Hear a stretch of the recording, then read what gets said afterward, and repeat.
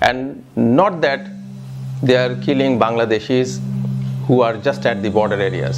They are coming inside of Bangladesh, attacking Bangladeshis, taking away their cattle, their kind of livestock. কুড়িগ্রামের ফুলবাড়ির রামখানা অন্তপুর সীমান্তে ভারতীয় BSF এর গুলিতে বিদ্ধ হয়ে ৮ ঘন্টা ছটফট করে মারা যায় কিশোরী ফেলানী খাতুন। পরে ফেলানীর নিথর দেহ ৫ ঘন্টা ধরে কাঁটাতারে ঝুলিয়ে রাখা হয়। 2015 থেকে 19 সাল পর্যন্ত পরিসংখ্যানে দেখা যায় বাংলাদেশ ভারত সীমান্তে 1.5 শতাধিক বাংলাদেশি নাগরিকের মৃত্যু হয়েছে। অর্থাৎ গত 5 বছরে গড়ে প্রতি 12 দিনে একজন বাংলাদেশি হত্যার শিকার হয়েছে বাংলাদেশ ভারত সীমান্তে। আর এই 2020 সালের জানুয়ারি মাসেই অন্তত 12 জন বাংলাদেশি নাগরিকের মৃত্যু হয়েছে ভারতীয় সীমান্তরক্ষীদের হাতে। বিএসএফ এক বর্বর জঙ্গি গোষ্ঠীর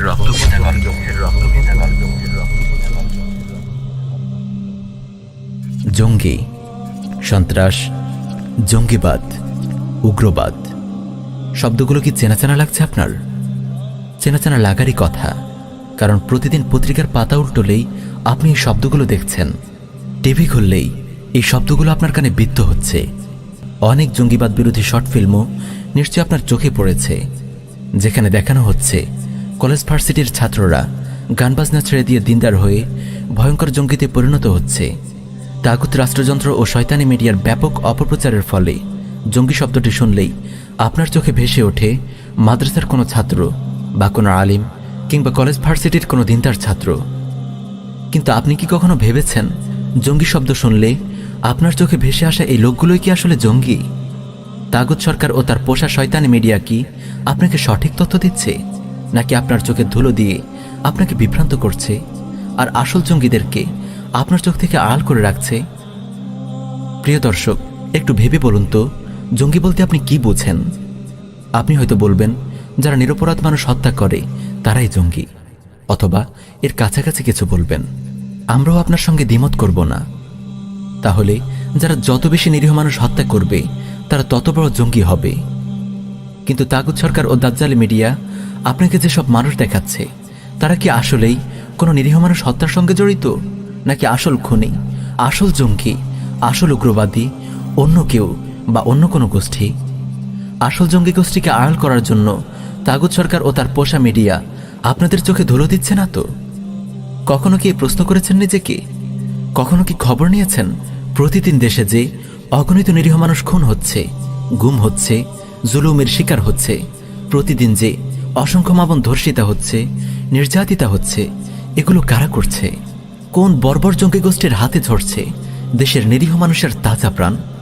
কাদের হাতে ধর্ষিতা হচ্ছে আমাদের মা বোন? কারা লুণ্ঠন করছে আমাদের সম্পদ? প্রিয় ভাই ও বোনেরা, আপনাদের পরিচয় করিয়ে দেব একদল ভয়ঙ্কর জঙ্গি গোষ্ঠীর সঙ্গে। তাগুত সরকার ও দাজ্জালি মিডিয়া যাদেরকে আপনাদের চোখ থেকে আড়াল করে রেখেছে। ভয়ঙ্কর রক্তপিপাসু এই জঙ্গি গোষ্ঠী হল ভারতের বর্ডার সিকিউরিটি ফোর্স বিএসএফ।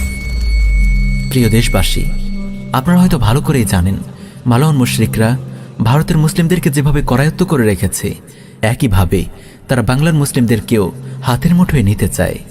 তাই তারা আটকাট বেঁধে মাঠে নেমেছে। এদেশে তাদের পদলেহী তাগুত হাসিনা সরকারকে ক্ষমতায় বসিয়েছে। ভারতের জঙ্গি সংগঠন আরএসএসের আদলে এদেশেও তারা গড়ে তুলেছে কট্টরপন্থী হিন্দু জঙ্গি সংগঠন ইসকন। ভারতের গোয়েন্দা সংস্থারও দেশের সর্বত্র ছড়িয়ে দিয়েছে ষড়যন্ত্রের কুটিল জাল। এই মুশরিকদের ইঙ্গিতেই তাগুত সরকার পথে ঘাটে ব্যাপক হারে মূর্তি নির্মাণ করে এদেশকে পূজামণ্ডপে পরিণত করার অপচেষ্টা চালাচ্ছে। ভারতের জঙ্গি গোষ্ঠী বিএসএফ বাংলাদেশ সীমান্তে প্রতিনিয়ত বাঙালি মুসলিমদেরকে পাখির মতো গুলি করে হত্যা করছে। আজ আমরা আপনাদের সামনে তুলে ধরব বিএসএফের জঙ্গি তৎপরতার একটি প্রামাণ্য প্রতিবেদন। বিএসএফের জঙ্গি তৎপরতার খতিয়ান। ভারতের মালাউন জনগোষ্ঠী বিএসএফের জঙ্গি তৎপরতায় অতিষ্ঠ বাংলাদেশের সীমান্ত অঞ্চল। প্রতিদিন তারা পাখির মতো গুলি করে হত্যা করছে অসহায় বাঙালিদের। আবার কখনো পিটিয়ে আহত করছে, কখনো অপহরণ করে নিয়ে যাচ্ছে, কখনো আমাদের মা বোনদেরকে ধর্ষণ করছে, আবার কখনো দল বেঁধে সীমান্ত পেরিয়ে এসে এদেশের সম্পদ লুণ্ঠন করছে। 2011 সালে কুড়িগ্রামের কিশোরী ফেলানী হত্যার কথা নিশ্চয়ই আপনাদের মনে আছে। অসহায় এই কিশোরীটিকে তার গুলি করে তার লাশ ঝুলিয়ে রাখে সীমান্তের কাঁটা তারে। প্রায় 5 ঘন্টা যন্ত্রণায় ছটফট করে মারা যায় সে। নরপিশাচদের এই কেমন বর্বর নিষ্ঠুরতা! আজ আমরা বিএসএফ এর বর্বরতার একটি সংক্ষিপ্ত চিত্র আপনাদের সামনে তুলে ধরতে চাই। মানবাধিকার সংস্থা অধিকারের দেয়া তথ্য মতে 2000 সাল থেকে 2020 সাল পর্যন্ত বাংলাদেশ ভারত সীমান্তে বিএসএফ কর্তৃক হত্যা, লুণ্ঠন, ধর্ষণ, অপহরণ ও নির্যাতনের ঘটনা ঘটে মোট 4459টি। আমরা এখানে সালভিত্তিক পরিসংখ্যানটি তুলে ধরব। 2000 সাল 2000 সালে ভারতের বর্বর বিএসএফ হত্যা করে 31 জন বাঙালিকে, আহত করে 17 জনকে, অপহরণ করে 106 জনকে এবং ধর্ষণ করে 2 জন নারীকে। ছিনতাই ও ডাকাতির ঘটনা ঘটায় 13টি। 2001 সাল 2001 সালে বিএসএফ হত্যা করে 84 জন বাঙালিকে, আহত করে 29 জনকে, অপহরণ করে 55 জনকে, ধর্ষণ করে 1 জন নারীকে। ছিনতাই ও ডাকাতির ঘটনা ঘটায় 10টি। 2002 সাল 2002 সালে বিএসএফ হত্যা করে 94 জন বাঙালিকে, আহত করে 42 জনকে, অপহরণ করে 118 জনকে, গুম হয় 30 জন এবং ছিনতাই ও লুণ্ঠনের ঘটনা ঘটে 12টি।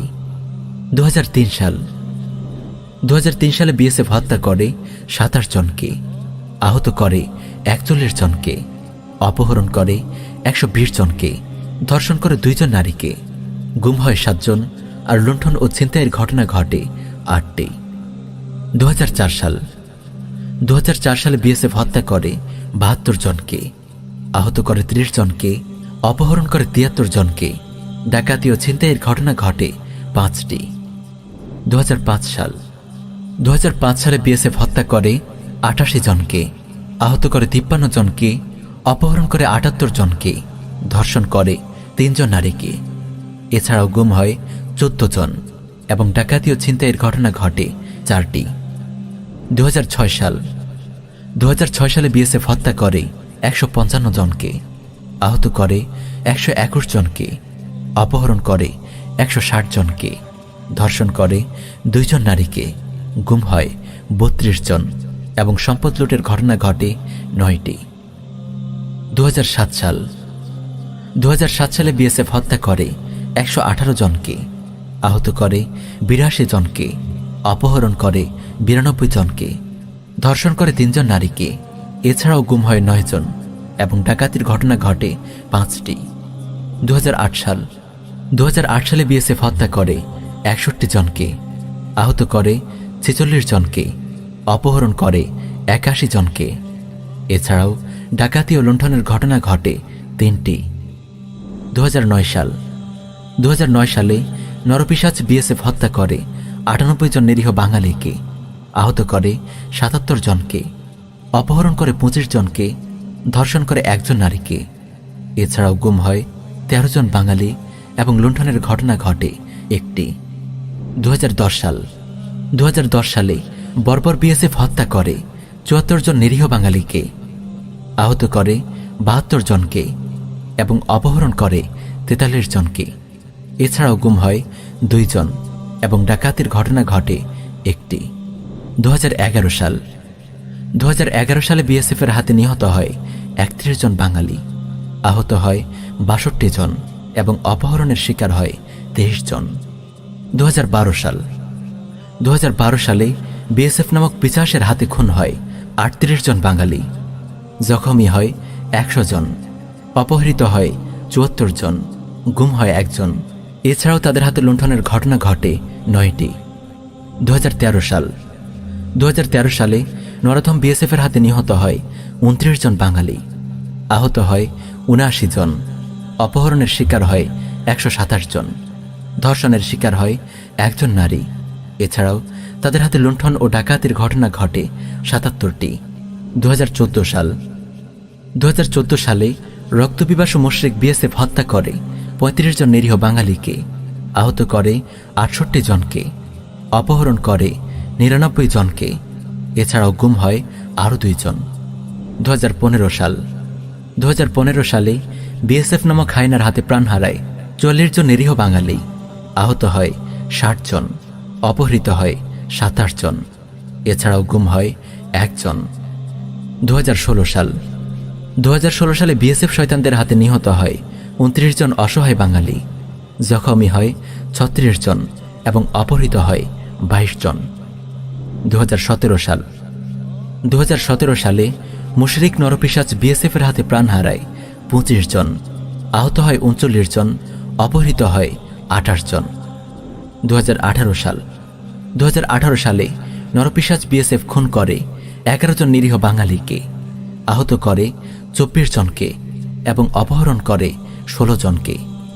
2019 সালে রক্তপিপাসু বিএসএফ হত্যা করে 41 জন বাঙালিকে, আহত করে 40 জনকে এবং অপহরণ করে 34 জনকে। 2020 সালে নরপশু বিএসএফ খুন করে 51 জন অসহায় বাঙালিকে, আহত করে 27 জনকে এবং অপহরণ করে 7 জনকে। প্রিয় দেশবাসী, এখন 2021 সাল চলছে। 2000 সাল থেকে 2020 সাল পর্যন্ত এই 21 বছরে ভারতীয় মুশরিক জনগোষ্ঠী বিএসএফ সর্বমোট 1236 জন নিরীহ বাঙালি মুসলিমকে হত্যা করে, আহত করে 1145 জনকে, অপহরণ করে 1408 জনকে এবং ধর্ষণ করে আমাদের 15 জন মা বোনকে। এছাড়াও গুম করে ফেলে 111 জনকে এবং ডাকাতি ও লুণ্ঠনের ঘটনা ঘটায় 157টি। আপনারা জেনে আশ্চর্য হবেন, করোনা মহামারী চলাকালে যখন পুরো পৃথিবী শোকে স্তব্ধ, সেই করুণ মুহূর্তেও এই মালাউন জঙ্গি গোষ্ঠী বাঙালি মুসলিমদেরকে হত্যা করা বন্ধ করেনি। বাংলাদেশের ইতিহাসে গত 10 বছরে সর্বাধিক হত্যাকাণ্ড ঘটিয়েছে এই নরপিশাচরা। ভারতীয় জঙ্গি গোষ্ঠী বিএসএফের বিগত 21 বছরের বর্বর জঙ্গি তৎপরতার আলোকে একটি গুরুত্বপূর্ণ প্রশ্ন। গত 21 বছরের এই খতিয়ান দেখার পর আপনাকে, হ্যাঁ প্রিয় দর্শক, আপনাকে আমরা জিজ্ঞেস করতে চাই, বলুন কারা জঙ্গি? তাগুত সরকার ও শয়তানি মিডিয়ার দেখানো কলেজ ভার্সিটির দিনদার যুবক, নাকি ভারতের রক্তপিপাসু হায়নার দল বিএসএফ? সিটিডিসির মিস্টার মনিরুল ইসলাম আর পুলিশের আইজিপি মিস্টার বেনজির আহমেদ সকাল সন্ধ্যায় যে জঙ্গি জুজুর ভয় দেখায়, সেই জঙ্গিরা কতজন নিরীহ মানুষকে হত্যা করেছে? আর এই ভারতীয় জঙ্গি গোষ্ঠী বিএসএফ কত নিরীহ মানুষকে হত্যা করেছে, কত নারীকে ধর্ষণ করেছে, কত মানুষকে অপহরণ করেছে, কত সম্পদ লুণ্ঠন করেছে, হিসেবটা একটু মিলিয়ে দেখুন। ভারতের পেইড এজেন্ট এই দুই মিথ্যুকের নির্লজ্জ জোচ্চুরি আপনাদের সামনে স্পষ্ট হয়ে যাবে। আপনারা বুঝতে পারবেন টাকার বিনিময়ে তারা কিভাবে বাংলার মুসলিমদের সঙ্গে জালিয়াতি করছে। মিডিয়ার ধোঁকাবাজি ও সরকারের গাদ্দারি। তাগুত সরকার আর শয়তানি মিডিয়া প্রতিদিন অসংখ্য জঙ্গি নাটক মঞ্চস্থ করছে। দেশের কত নিরীহ যুবককে যে তারা এই নাটকের ভিলেন বানিয়ে নির্মমভাবে খুন করেছে, কলেজ ভার্সিটি কিংবা মাদ্রাসার কত অসহায় ছাত্রকে তারা কারাগারে টর্চার করেছে, কত প্রতিভাবান আলেমকে এরা গুম করেছে, তার কোনো হিসাব নেই। কিন্তু কখন কি আপনি নিজেকে প্রশ্ন করেছেন, ভারতীয় জঙ্গি গোষ্ঠী বিএসএফের এত বর্বর জঙ্গি তৎপরতা নিয়ে কেন তাগুত সরকার ও মিডিয়া সোচ্চার হয় না? কেন তারা এই বর্বর জঙ্গি গোষ্ঠীর বিরুদ্ধে কোনো শর্ট ফিল্ম রিলিজ করে না, জনগণকে সচেতন করে না? এই প্রশ্নের উত্তর বড়ই সরল।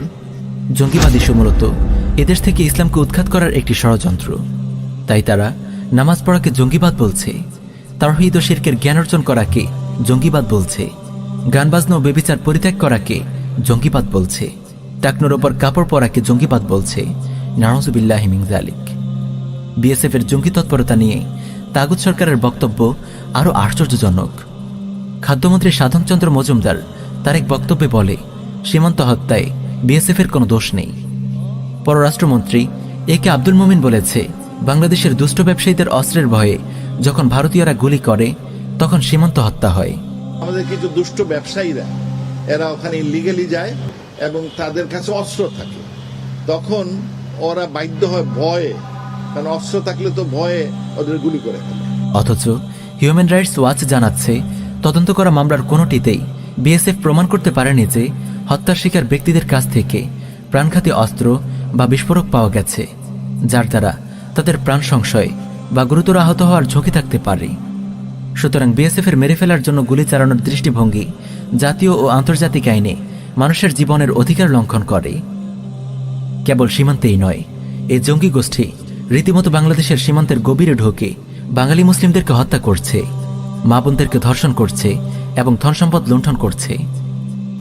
And not that they are killing Bangladeshis who are just at the border areas. They are coming inside of Bangladesh, attacking Bangladeshis, taking away their cattle, their kind of livestock. প্রিয় দেশবাসী, ভারতের পাঁচাটা এই গোলামগুলোর কাণ্ড দেখুন। এরা কি করে বাংলাদেশের মন্ত্রী হয়? জঙ্গি গোষ্ঠী বিএসএফ বাংলাদেশের সীমান্তে ঢুকে নিরীহ বাঙালিদের হত্যা করছে, অপহরণ করে নিয়ে যাচ্ছে, ধনসম্পদ লুণ্ঠন করছে, আর এই গাদ্দারগুলো খোদ জঙ্গি গোষ্ঠীর পক্ষে সাফাই গাইছে। আমাদের আহ্বান, যতই দিন যাচ্ছে ভারতের মালাউন মুশরিকদের অসভ্য আস্ফালন বেড়েই চলেছে। তাগুত হাসিনা সরকারকে ব্যবহার করে তারা ভারতের মতো এদেশেও তাদের হিন্দুত্ববাদী এজেন্ডা বাস্তবায়নের পায়তারা করছে। তারা চায় উপমহাদেশে বৃহত্তর রামরাজত্ব প্রতিষ্ঠা করতে। ভারতে তারা ইতিমধ্যে রামরাজত্ব প্রতিষ্ঠার পথে অনেক দূর এগিয়ে গেছে। সংবিধানের ৩৭০ ধারা বাতিল করে তারা কাশ্মীরের স্বায়ত্তশাসন কেড়ে নিয়েছে। ঐতিহাসিক বাবরি মসজিদ শহীদ করে তারা এখন মসজিদের জায়গায় নির্মাণ করছে রাম মন্দির। গোরক্ষার নামে তারা মুসলিমদেরকে গণহারে হত্যা করছে। কিছুদিন পূর্বেও দিল্লিতে তারা মুসলিমদের ওপর গণহত্যা চালিয়েছে। মুসলিমদেরকে তৃতীয় শ্রেণীর নাগরিকে পরিণত করতে তারা পাশ করেছে সিটিজেন অ্যামেন্ডমেন্ট অ্যাক্ট। এই আইনের আওতায় তারা ধীরে ধীরে মুসলিমদের নাগরিকত্ব কেড়ে নেওয়ার পায়তারা করছে। হে বাংলার মুসলিম জনগোষ্ঠী, শয়তানি মিডিয়া ও তাগুত সরকারের জঙ্গি নাটকের ব্যাপারে সচেতন হন। ইসলাম ও মুসলিমদেরকে জঙ্গিবাদের সঙ্গে জড়িয়ে যে জাহান্নামী প্রোপাগান্ডা তারা ছড়াচ্ছে, তার বিরুদ্ধে সোশ্যাল মিডিয়ায় প্রতিবাদের ঝড় তুলুন। বাংলাদেশ নামক এই মুসলিম ভূখণ্ডের সীমান্তে মুশরিক জঙ্গি গোষ্ঠী বিএসএফের জঙ্গি তৎপরতার বিরুদ্ধে জেগে উঠুন। সর্বোপরি হিন্দুত্ববাদী এই মুশরিক সরকারের বিরুদ্ধে ব্যাপক জনমত গড়ে তুলুন। বিদ্যমান কুফরি রাষ্ট্র ব্যবস্থাকে সমূলে উৎখাত করে আল্লাহর জামিনে আল্লাহর রাজত্ব প্রতিষ্ঠা করতে দাওয়াহ ইরাদাত ও জিহাদের পথে সংগ্রাম অব্যাহত রাখুন। আল্লাহ রাব্বুল আলামিন আমাদের সবাইকে যার যার ফরজ আদায় করার তৌফিক দিন। আমিন ইয়া রাব্বাল আলামিন।